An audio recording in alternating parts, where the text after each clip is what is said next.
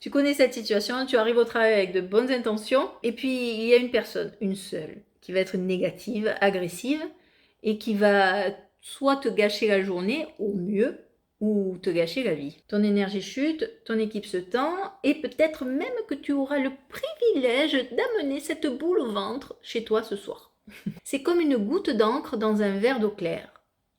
Si tu ne fais rien, elle finit par tout noircir. Je sais ce que tu ressens, j'ai été directrice d'une structure, puis responsable d'un service, et j'ai moi-même connu des collaborateurs qui étaient supposément ingérables, et j'ai su à chaque fois sortir de cette impasse. Dans cette vidéo, je vais t'expliquer comment. Parce que le secret, ce n'est pas de changer l'autre, mais c'est de changer ta posture, ta vision. Aujourd'hui, je vais te montrer comment passer du manager qui subit, petit chef qui s'épuise, au leader qui fédère. Si tu sens que la situation avec ton équipe est sur le point d'exploser, ne reste surtout pas seul. Je t'offre une séance diagnostic gratuite pour analyser ton cas précis. Le lien est juste en dessous de la description. Tu connais cette situation, tu arrives au travail avec plein d'intentions et puis il y a une seule personne, une seule qui va venir te casser les pieds. La personne va être négative, agressive ou tout simplement épuisante. Et là, tout va changer parce que ton énergie va baisser, tu vas être stressé, le nœud au ventre, en colère, et ton équipe se tend. Elle va sentir la tension environnante, que ce soit tant à l'égard du collaborateur que de toi-même si tu ne mets pas fin à cette situation. Au cours de ma carrière, j'ai eu affaire à pas mal de personnes négatives ou qui étaient hostiles à mon égard. Et je dois dire que ma force a été d'aller de l'avant et de faire en sorte que ces personnes soient dans ma poche. Je vais t'expliquer un cas précis, même s'il y en a plusieurs que j'ai envie de te raconter. Et ce cas précis, c'est lors de ma prise de poste en tant que directrice d'une structure agricole. J'ai été en conflit, puisqu'il faut le dire ainsi, avec ma collaboratrice qui était supposément mon adjointe et avec qui les tensions ont duré pendant, on va dire, 1 an. Et aujourd'hui, on ne fait plus partie de la même structure évidemment et je peux considérer que c'est mon amie et on s'appelle assez régulièrement. Donc on peut très bien passer d'une relation hyper conflictuelle à une relation d'amitié. Dans le cadre du travail, je ne le conseille pas et ça n'a jamais été le cas pendant l'exercice de mes fonctions, mais ça l'a été a posteriori. Et je vous explique comment. L'idée, c'est de ne pas commettre les erreurs que j'avais commises à l'époque, de ne pas s'épuiser et de ne pas entrer en conflit permanent. Et surtout en reprenant ton pouvoir de leader. Quand on fait face à quelqu'un de difficile, le premier réflexe est toujours le même. C'est de se dire comment puis-je changer la personne qui est en face de moi.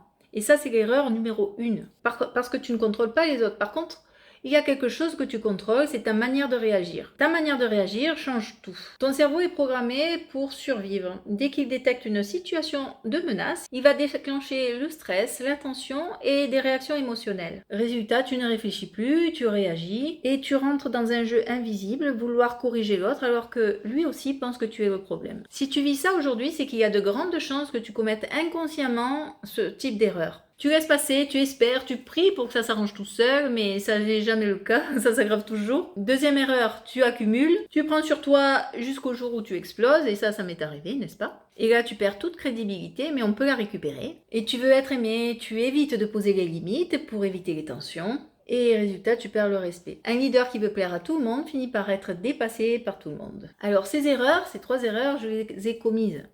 Je vais t'expliquer comment. Quand je suis arrivée en poste, j'avais ce fameux syndrome de l'imposteur, c'est-à-dire que je ne me sentais pas légitime au poste de directrice, puisque je n'avais pas d'expérience dans le milieu, ni en termes de management, ni en tant que directrice, et je m'étais dit, oh, qu'est-ce que je fais là? Qu'est-ce que je fais là? C'est de la chance. Donc, je n'avais pas confiance en moi.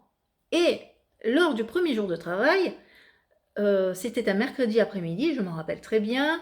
Le mercredi après-midi était fermé au public et donc l'ensemble des personnels ne travaillent pas le mercredi après-midi. Moi, c'était mon premier jour et j'allais consacrer ma journée à voir un petit peu les dossiers tranquillement et de manière solitaire. Parce que c'était ma manière de gérer mon stress, me sentant illégitime, je voulais travailler à fond pour pouvoir combler ma carence. Et là, mon adjointe, je vais l'appeler comme ça, me propose gentiment de rester l'après-midi, exceptionnellement, pour m'expliquer l'ensemble des dossiers, etc.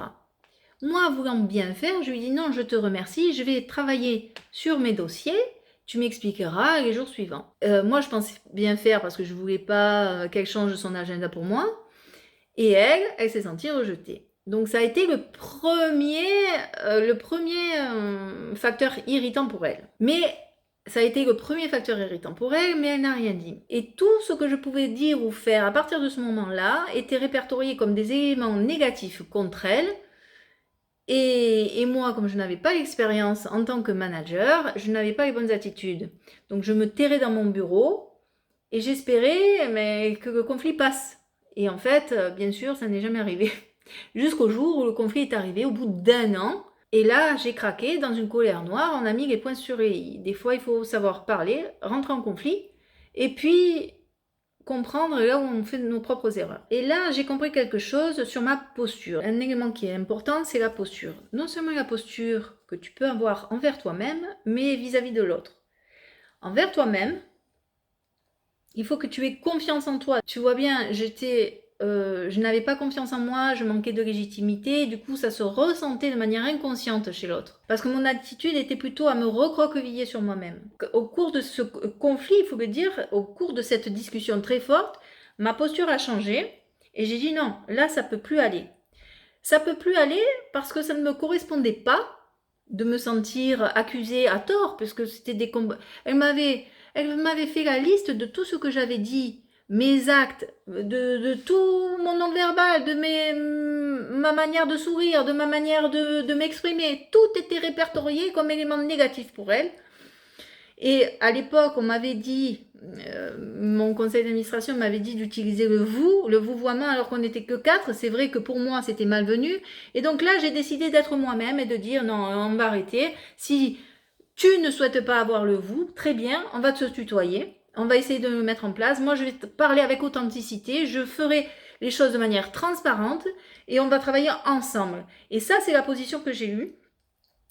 Voilà, maintenant, je change de posture. Premier élément. Et deuxième élément, posture envers elle. Parce qu'en réalité, une personne difficile n'est pas ton problème. Mais ta réaction face à elle, oui. Et il faut également comprendre que derrière chaque comportement difficile, il y a une réalité invisible, que ce soit tant pour la personne en face de toi que pour toi-même. Pour la personne en face de moi, il peut y avoir une frustration, un manque de reconnaissance, une insécurité ou une douleur mal gérée, un rejet par exemple, ce qui ne justifie pas forcément le comportement, mais ce qui permet de le comprendre et d'avoir de l'empathie pour la personne. Et ça t'aide également à ne plus subir les choses de manière personnelle. Donc je vais t'expliquer les 5 leviers de leadership. En premier lieu, reprends le contrôle de ton système interne. Avant de gérer l'autre, gère-toi toi-même. Respire, ralentis, observe. Si tu réagis à chaud, c'est ton cerveau primitif qui parle et c'est pas ton leadership.